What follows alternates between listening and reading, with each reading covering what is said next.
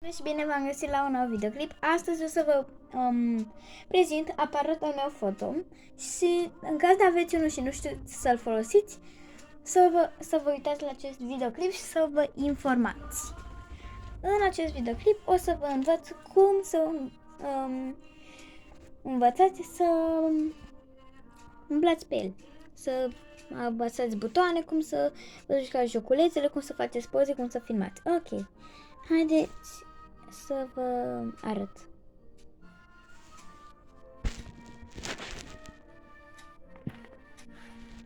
Am acest aparat. Stați să vă arăt. Acesta e.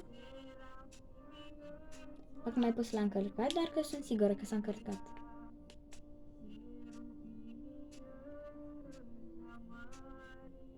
Asta o face când este la încărcat. Vă facem muzicuță și vă scrie welcome. Și dacă vreți să faceți o poză, apăsați aici. Și dacă vă uitați mai atent la acest aparat, are aici un buton pe care este făcut un model cu un aparat foto. Apăsați pe ăsta și faceți o poză, așteptați 3 secunde și după vă o scoate pe aici, o trageți așa și o rupeți. Ok. Acum nu vreau să fac poze, să îmi consum hârtia. Așa. Următorul lucru. Jocuri. Filmările. Dați așa. Și dacă apăsați aici, ăsta o să vă facă poze. Dar dacă apăsați aici unde scrie M, o să vă dea filmări. Și uite, dacă apăsați aici, va face filmări și va filma timp de 3 minute și ceva. Atât. Mai mult. 3 minute. 3 minute și 24 de secunde o să vă filmeze. Și următorul lucru. Aici apeși, dar nu apeși aici pentru că o să-ți facă poze. Așa că apeși tot pe M și vezi fotografiile care le-ai făcut. E ca un fel de galerie foto. Nu vorbesc cu nimeni, bunica, filmez. Învăț oamenii. Aici habar n-am ce se întâmplă, doar că nu avem nevoie.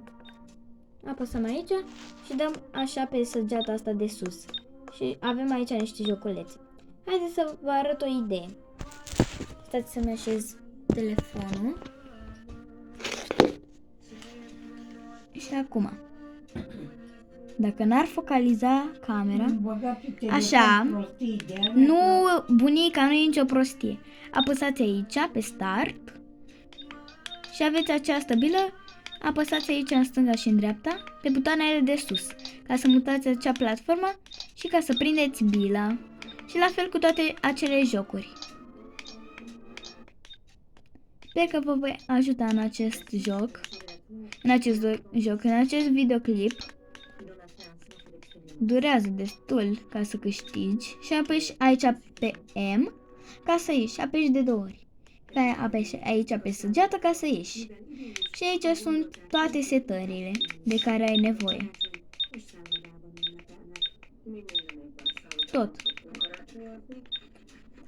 Și cam atât. Și aici o să închei videoclipul și ne vedem data viitoare. Pa, pa!